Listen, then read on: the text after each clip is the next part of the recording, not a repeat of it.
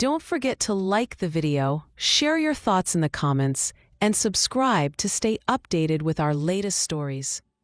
It's funny, isn't it, how life can just be humming along, same old song, different day, and then, bam. Something or someone comes along and just nudges you onto a path you never even saw branching off from your well-trodden road. For me, that nudge came from a most unexpected source. My husband David's oldest friend, Thomas. And believe me, if you'd told me a year ago that Thomas, of all people, would be the catalyst for such a profound shift in my little world, I'd have chuckled and offered you another cup of coffee. David and Thomas go way back, all the way to kindergarten. They're the kind of friends who don't need to talk every day or even every month. But when they do connect, it's like no time has passed at all. Thomas was always a bit of a quiet man, an engineer by trade, precise and thoughtful. He and his late wife, Eleanor, had been a lovely couple, the kind you always imagined growing old together, side by side on a porch swing. Her passing a few years back hit him hard. We all knew that. He'd retired early not long after, and faded into the background a little. We'd see him at Christmas, maybe a summer barbecue, but he was more reserved than ever. Our house, it's a comfortable place. A yellow two-story with a porch I've always loved. Nestled in a quiet cul-de-sac where the loudest things are usually the sprinklers in the morning or the kids, now grown and flown, when they come back for holidays. David and I, we have our routines.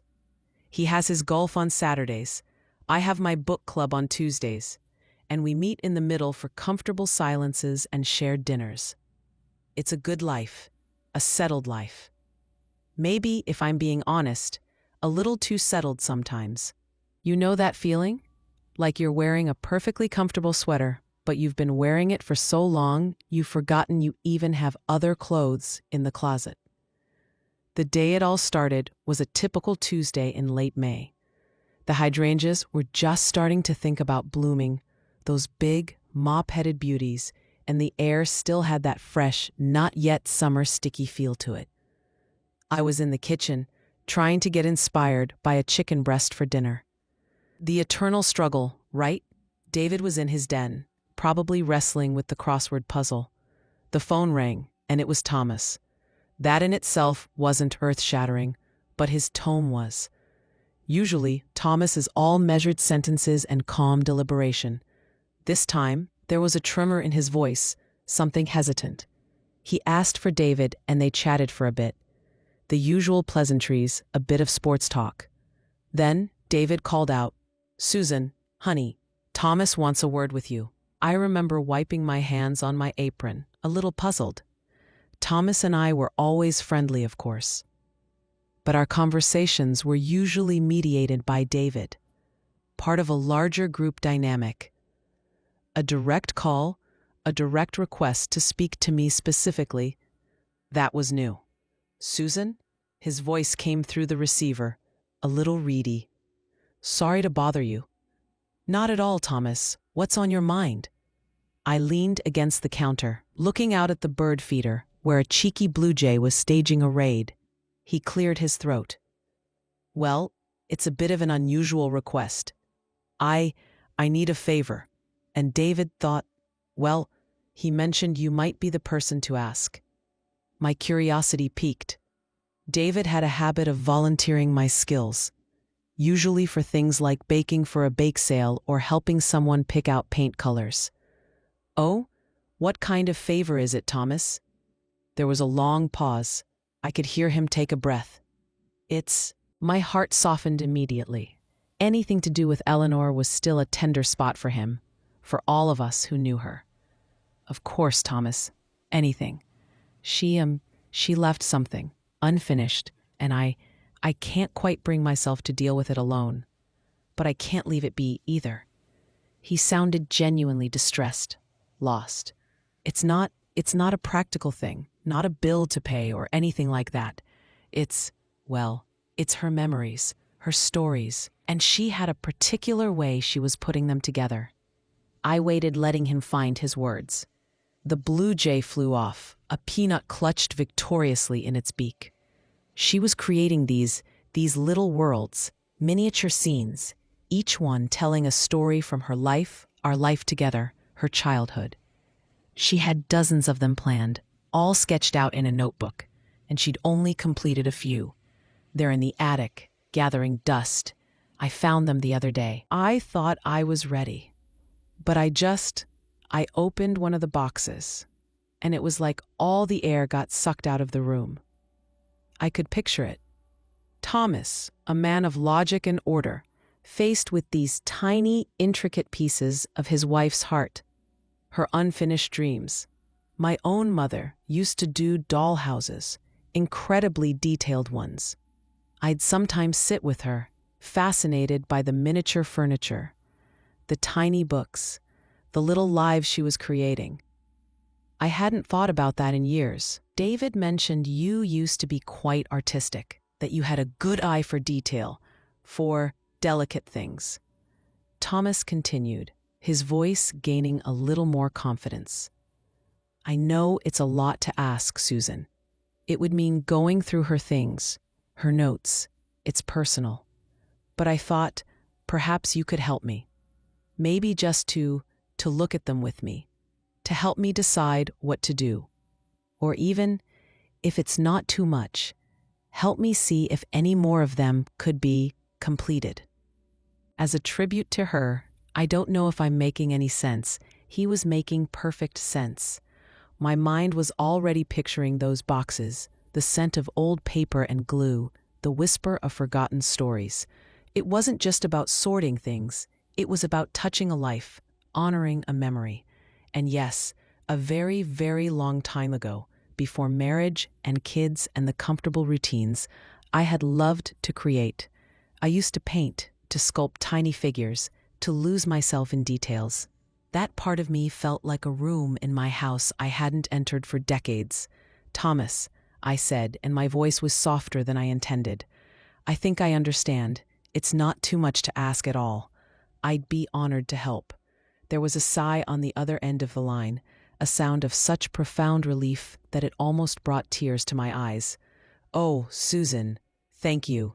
You have no idea what that means to me. When would you like me to come over? Would this Saturday be too soon? I could clear some space in the spare room. We could just start slow. Saturday, David's golf day. The house would be quiet. It felt serendipitous. Saturday sounds perfect, Thomas, I said. I'll be there. When I hung up the phone, the chicken breast on the counter seemed even less inspiring.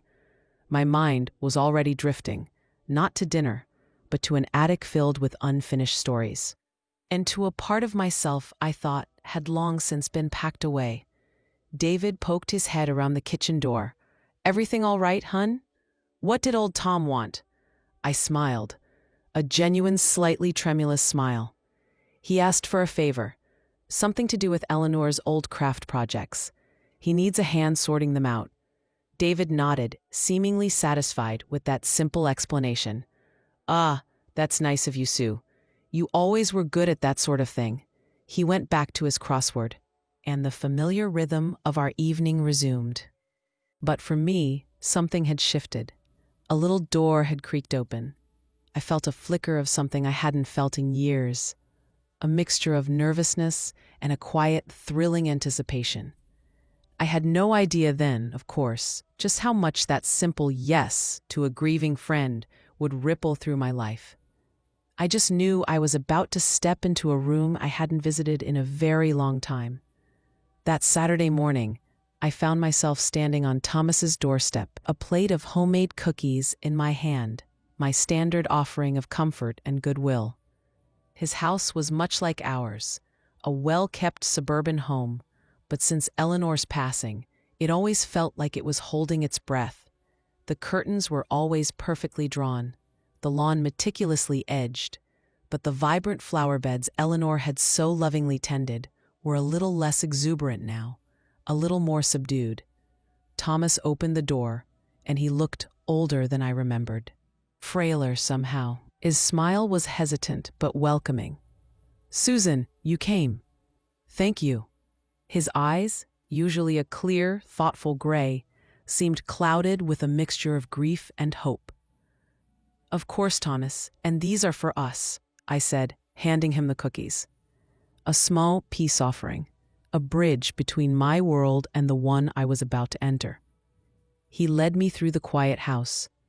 Photos of Eleanor smiled from every surface. Eleanor on a beach, Eleanor laughing with David at a forgotten party, Eleanor with her arms around a younger, happier Thomas. It was a house full of love, but also full of palpable absence. He'd made an effort. The living room was dusted, and a fresh pot of coffee was brewing, its aroma a small, comforting normality in the emotionally charged air. "I've brought some of the boxes down from the attic," he said, gesturing towards the spare bedroom, a room that had likely been Eleanor's crafting haven. Well, you'll see." His spare room was neat, almost clinically so, except for one corner. There, stacked carefully, were about half a dozen large plastic storage bins, labeled in Eleanor's familiar, elegant script, memory boxes. My heart gave a little flutter of anticipation, tinged with a profound sense of stepping onto sacred ground. This wasn't just about crafts. This was about walking through the landscape of a life, of a marriage. Thomas stood awkwardly by the door, wringing his hands slightly. "I haven't really gone through them properly, just glimpses. It was too much." His voice was low, almost a whisper. She poured so much of herself into these. I placed a reassuring hand on his arm. "It's okay, Thomas. We can go as slowly as you need. Why don't we start with a cup of coffee, and you can tell me a bit more about what she envisioned?" He seemed to visibly relax at that. "Yes, coffee. Good idea." As we sat at his kitchen table, the same table where I'd shared countless meals with him and Eleanor over the years, he began to talk. He spoke of Eleanor's passion for storytelling, not with words, but with her hands. How she believed these miniature scenes could capture the essence of a moment, a feeling, more powerfully than any photograph. He pulled out a worn notebook, her dream book, he called it. Its pages were filled with sketches, swatches of fabric, pressed flowers, and notes written in her flowing handwriting. Each page was a blueprint for a tiny world. Grandma's kitchen, 1955. Smell of baking bread and lavender. Our first apartment, the leaky faucet and the view of the oak tree. The day we brought Michael home from the hospital. As he shared these intimate glimpses into their shared history, I felt a profound sense of connection, not just to Thomas in his grief, but to Eleanor, a woman I thought I knew, but was now discovering on a completely new level. Her creativity, her deep sentimentality, her vision, it was all there, laid bare in the pages of this humble notebook. And I also felt a stirring within myself, a long-forgotten echo, the desire to create, to shape something beautiful and meaningful with my own hands. It was a feeling I had carefully packed away, much like Eleanor's boxes, deeming it impractical, a frivolous pursuit for a younger, less responsible version of myself. After a second cup of coffee, a comfortable silence settled between us. The initial tension had eased, replaced by a quiet sense of purpose. Thomas finally looked towards the spare room. "Ready?" he asked, a faint, hopeful light in his eyes. I nodded. "As I'll ever be." Together, we walked into the room. He gestured to the topmost box. "This one. This is the one she was working on when she got sick." With a deep breath, I lifted the lid. Inside, nestled in soft tissue paper, was an unfinished world. A miniature room, no bigger than a shoebox, yet so detailed it took my breath away. It was a tiny artist's studio with minuscule paint tubes, brushes the size of eyelashes, and a Lilliputian easel holding a half-finished landscape painting. It was exquisitely crafted, every detail perfect, yet heartbreakingly incomplete. Dust motes danced in the beam of sunlight slanting through the window, illuminating the scene like a tiny stage. For a moment, neither of us spoke. The silence was thick with unspoken emotions, Thomas's grief, my awe, and a shared sense of the precious, fragile nature of memory. This, I realized, was more than just a favor. This was a journey, and it had just begun. The first few hours in that room were a delicate dance of discovery and remembrance. Thomas, bless his heart, was like a man tiptoeing through a field of precious glass. He'd pick up a half-finished miniature chair, no bigger than my thumb, and turn it over and over in his large, calloused hands, his eyes distant. "She spent a week getting the curve of that leg just right," he'd murmur, more to himself than to me. Said it reminded her of a chair in her grandmother's parlor. I learned to be quiet, to let the objects speak, to let Thomas find his own pace through the currents of his memories. My role, I quickly understood, was not to direct or to organize in any forceful way, but to be a calm presence, a steady hand if he needed one. The room itself was like a time capsule. Besides the labeled bins, there were smaller boxes filled with a magpie's collection of treasures, tiny glass beads, scraps of vintage lace, old buttons, miniature books with pages you could actually turn, little metal charms, snippets of fabric in every imaginable color and texture. It was a testament to Eleanor's patience and her incredible eye for detail. We started with that first box, the artist's studio. Thomas pointed to a tiny overturned teacup, a minuscule spill of painted tea spreading from it. "That was her little joke," he said, a faint smile touching his lips. "She said every artist needs a moment of creative chaos. Even in its incompleteness, the scene had such life, such personality. You could almost feel Eleanor's presence there, her hand just recently lifted from her work. My own past, the one where I dabble in watercolors and try my hand at pottery, felt like a distant shore. Seeing Eleanor's dedication, the sheer scope of her vision outlined in her dream book, was both inspiring and a little intimidating. Could I really help with this? My hands, now more accustomed to gardening gloves and dishwasher soap than delicate crafting tools, felt clumsy and unsure. "She left notes," Thomas said, gently pulling the dream book closer. He opened it to a page corresponding to the artist's studio. There was a sketch, more detailed than I'd realized, with color codes and even suggestions for what tiny objects should be placed where. "See here?" he pointed. A copy of Monet's Water Lilies, very small, on the easel, and a half-eaten apple on the side table. She always snacked on apples when she worked. It was like a treasure map. Eleanor hadn't just left behind unfinished projects. She'd left behind meticulous instructions, a clear path for anyone willing to follow. "Thomas," I said softly, picking up a tiny, perfectly formed paintbrush made from a single strand of horsehair. "This is incredible." She was an artist, truly. He nodded, his gaze fixed on the miniature studio. She never thought of herself that way. She just said she was keeping memories safe. We spent the rest of that first Saturday simply going through that one box, and then tentatively opening a second one. This one was labeled the Reading Nook. Inside was the beginning of a cozy library scene. A tiny wingback chair upholstered in faded velvet, a miniature fireplace with a basket of even tinier logs beside it, and shelves waiting to be filled with books. Scattered amongst the pieces were minute spectacles, a tiny bookmark, and a little cat curled up on a minuscule rug. Each piece was a marvel.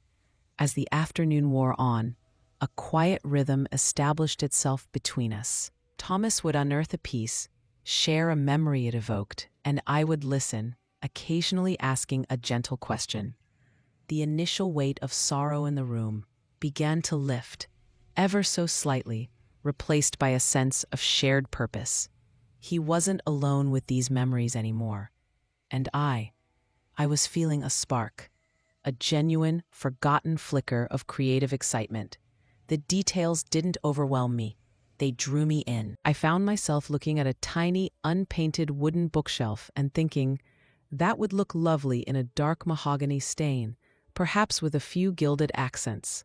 David called around 4, his voice cheerful from the golf course. "How's it going over there, Sue? Still sifting through old scraps?"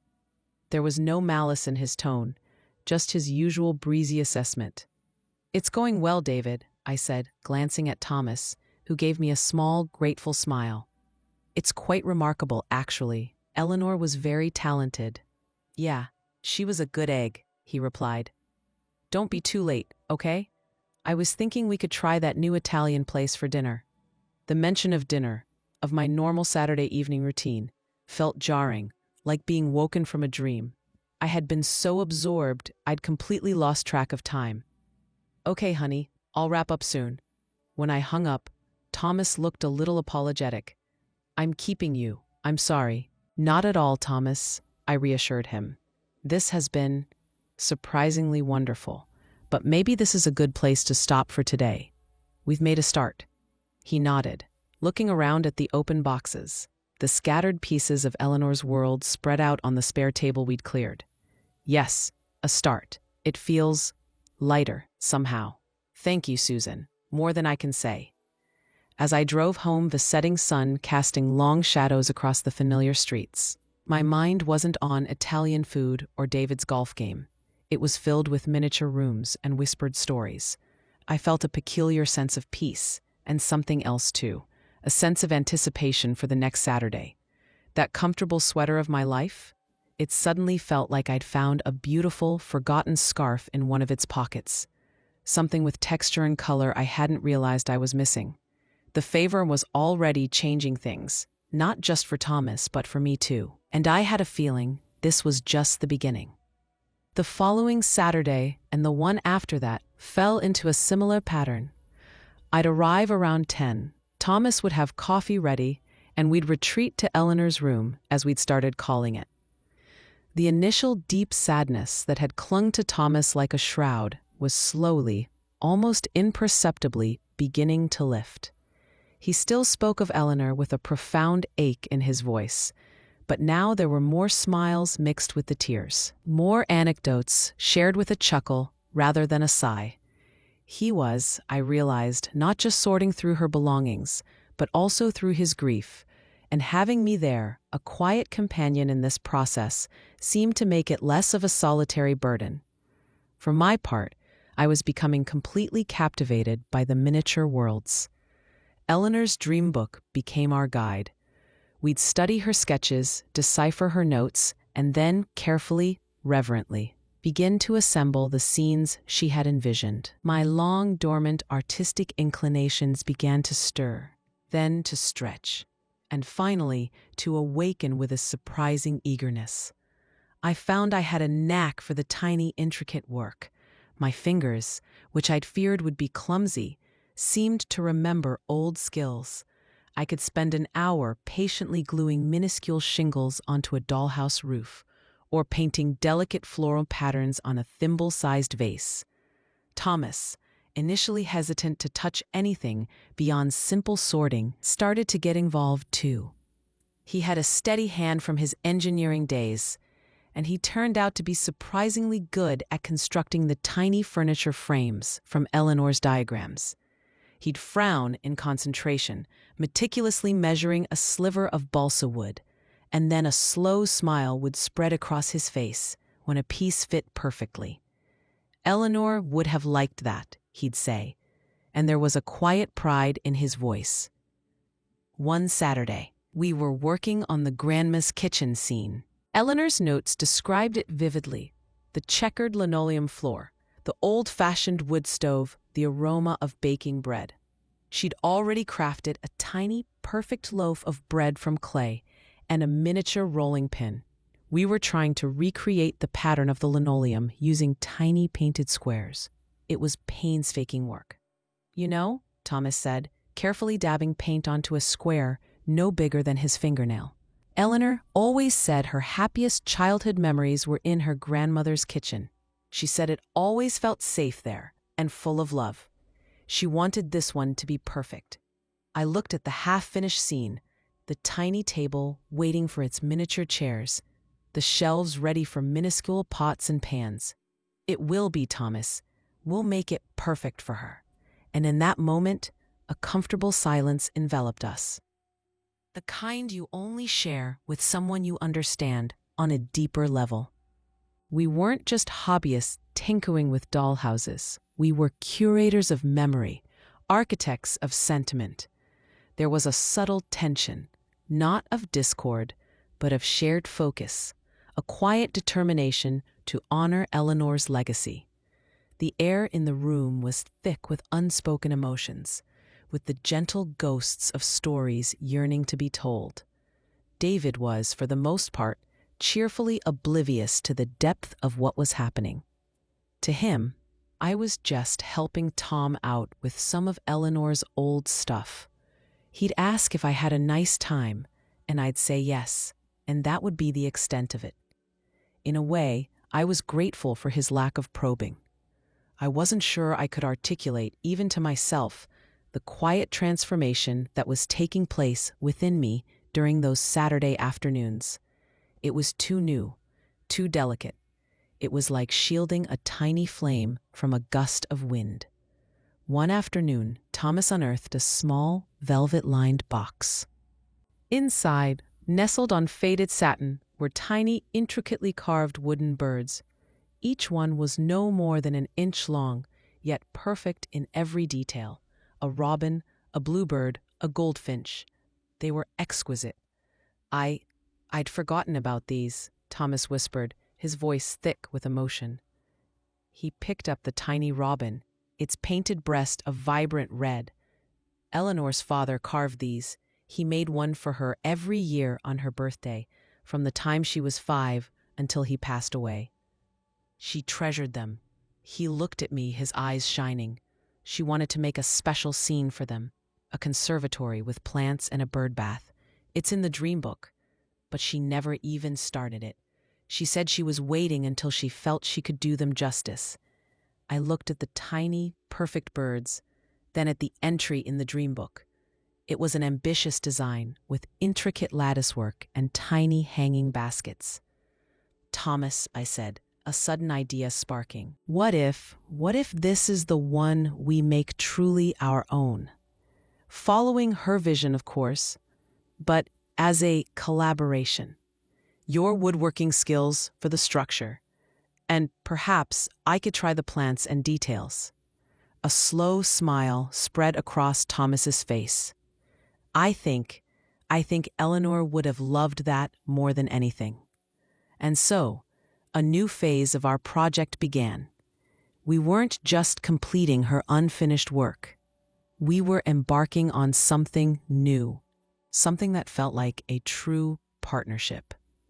The subtle tension of focused creation was now tinged with a quiet excitement, a shared sense of purpose that went beyond just remembrance. We were building something together.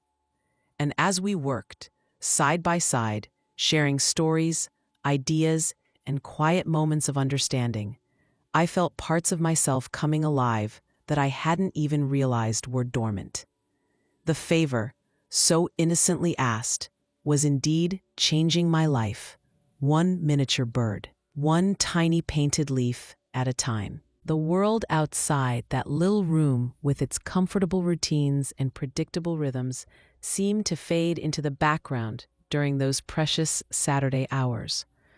I was on a journey of discovery, not just of Eleanor's hidden talents, but of my own.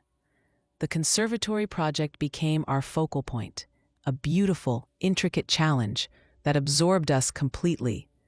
Thomas, it turned out, had a real gift for woodworking, a precision and patience that translated perfectly to the miniature scale. He meticulously crafted the delicate framework of the conservatory, the tiny window panes, the slender mullions. He'd spend hours sanding a piece of wood, no thicker than a matchstick, until it was perfectly smooth, his brow furrowed in concentration. And when he'd fit two pieces together, a look of quiet satisfaction would illuminate his face. It was as if, in shaping these tiny structures, he was also reshaping his own grief, finding a new form for his love and memories of Eleanor. My role was to bring the conservatory to life with color and texture. I delved into the world of miniature horticulture, learning how to create realistic-looking plants from silk, paper, and wire. I fashioned tiny roses, delicate ferns, and cascading ivy, losing myself for hours in the intricate details. I remembered my mother showing me how to make fabric flowers when I was a girl, a skill I hadn't used in decades, but it came back to me with surprising ease. The spare room, once just a repository of Eleanor's past, now buzzed with a quiet, creative energy. It smelled of wood glue, fresh paint, and brewing coffee. We'd often work in comfortable silence, the only sounds the scrape of Thomas's sandpaper or the snip of my tiny scissors, punctuated by occasional exclamations of discovery or quiet words of encouragement. One Saturday, I was struggling to create a convincing miniature bird bath. My clay attempts were lumpy and uneven. Thomas, noticing my frustration, quietly took the clay and, with a few deft movements of his engineer's hands, molded a perfectly proportioned, elegant bird bath. He even etched tiny feather patterns around its rim. I was astonished. "Thomas, that's incredible. Where did you learn to do that?" He shrugged, a faint blush rising on his cheeks. "Oh, I used to help Eleanor with her pottery sometimes. Just holding things steady, mostly. But you pick things up." He looked at the tiny bird bath in his palm, a wistful expression in his eyes. She always wanted a proper bird bath for her garden birds. It was in these moments, these small revelations and shared creations, that our connection deepened. It wasn't a romantic connection, not in the way people usually think of it. It was something quieter, more profound. A meeting of two souls who, through the shared act of creation and remembrance, were finding a new kind of solace and a surprising sense of joy. We were building more than just a miniature conservatory. We were building a friendship, unique and precious, forged in the gentle crucible of Eleanor's legacy. There were times, of course, when the weight of her absence would settle heavily in the room. Thomas might unearth a particular trinket, a tiny silver locket or a pressed flower, and his voice would catch, his eyes misting over. In those moments, I wouldn't say much. I'd just offer a comforting presence, a hand briefly touching his arm, or simply continue my work quietly, allowing him the space to feel, to remember. Mutual respect was the unspoken language of that room. He respected my quiet contributions, and I respected the sanctity of his grief and his love for Eleanor. One afternoon, as we were carefully placing the tiny carved birds within the nearly completed conservatory, the robin perched on the edge of the bird bath Thomas had made, the bluebird peeking from a miniature rosebush I had crafted. Thomas sat back and looked at our handiwork. His eyes were shining. "You know, Susan," he said, his voice soft, "when Eleanor first got sick, I felt like all the color had drained out of the world. Everything was gray. Coming in here, seeing her unfinished work, it was just another shade of gray, a reminder of what was lost." He turned to me, a genuine, heartfelt smile lighting up his face. "But working on this with you, it's like you've helped me find the colors again, not just in these little scenes, but in everything." His words touched me deeply. I hadn't set out to do anything more than offer a helping hand to a grieving friend. I never imagined it would become such a significant experience for either of us. "Thomas," I said, my own voice a little thick with emotion, "you've given me something too." I'd forgotten how much I loved to create, to make something with my hands. I'd forgotten this part of myself. It was true. The quiet satisfaction of seeing something beautiful take shape under my fingers. The joy of losing myself in a creative task. These were feelings I hadn't realized how much I missed. My life with David was comfortable, secure, but it had fallen into a predictable pattern. These Saturdays with Thomas, in Eleanor's room, had injected a vibrant new hue into my own personal landscape. It was like discovering a hidden talent, or rather, rediscovering a part of me that had been patiently waiting to be noticed again. The conservatory was, by then, nearly complete. It was a breathtaking piece of work. Sunlight streamed through its tiny panes, illuminating the vibrant flowers, the lush greenery, and the jewel-like birds. It was more than just a miniature. It was a tiny, perfect world brimming with life and love. It was Eleanor's vision, brought to fruition by our shared efforts. As we admired it, Thomas reached into his pocket and pulled out a small, exquisitely carved wooden hummingbird, so delicate it looked as if it might take flight. "I made this," he said, a touch of shy pride in his voice. "Last night I couldn't sleep, so I just started whittling. I thought our conservatory needed one more resident." He hadn't just been helping, he had been inspired. He had found his own creative spark. The favor had indeed changed things. It had brought Thomas out of the shadows of his grief and into a space of gentle creation and remembrance. And for me, it had reawakened a part of my soul I thought had been lost to the pragmatism of middle age. I was rediscovering joy in the small, delicate details, finding a new sense of purpose and a surprising depth of connection with a man I had only ever known as my husband's quiet friend. The climax of our project was approaching, but the real climax I was beginning to understand was the internal transformation, the quiet blossoming of something new and beautiful within both of us. The day we officially declared the conservatory finished was a quiet milestone, but a deeply significant one. We stood side by side, looking at the miniature world we had brought to life.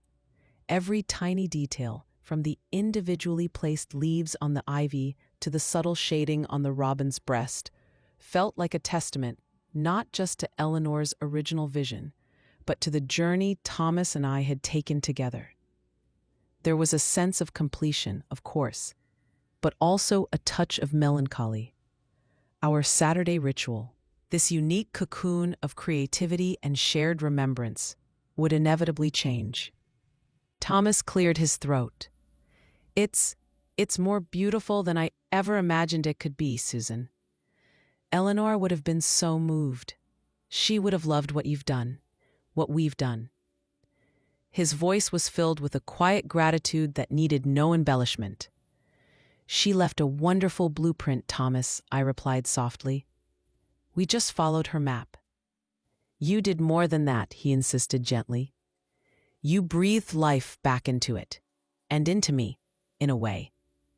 He looked around the room, at the other boxes, some now neatly organized, their contents cataloged, others still waiting for their turn.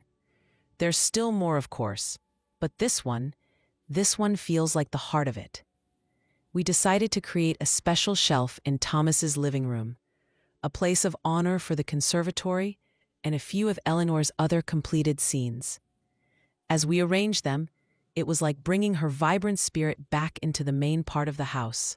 The living room, which had always felt a little too still, too muted since her passing, seemed to brighten. The tiny, perfect worlds Eleanor had dreamed of, and the one we had completed for her, brought a warmth, a sense of ongoing story to the space. David came over to see it when we were done. He's not a man given to effusive displays, but even he was visibly impressed. "Wow, Sue, Tom, this is really something," he said, peering closely at the conservatory. "I had no idea you two were creating museum pieces over here." Eleanor would have been chuffed to bits. He put an arm around my shoulder. "You've got a real talent there, honey. I'd almost forgotten." His words, simple as they were, meant a lot. It was an acknowledgement not just of the work, but of that part of me he hadn't seen in a long time. In the weeks that followed, Thomas and I continued to meet, though less frequently. We worked on some of the simpler scenes Eleanor had sketched out, but the intensity of the conservatory project had passed its peak. We found a new rhythm, one that was more about companionship and the quiet pleasure of shared activity than the urgent need to complete a specific task. Sometimes we'd just have coffee and talk, or Thomas would show me a new bird he'd carved. He'd really taken to it, finding a peaceful, fulfilling hobby that was entirely his own, yet deeply connected to Eleanor's memory.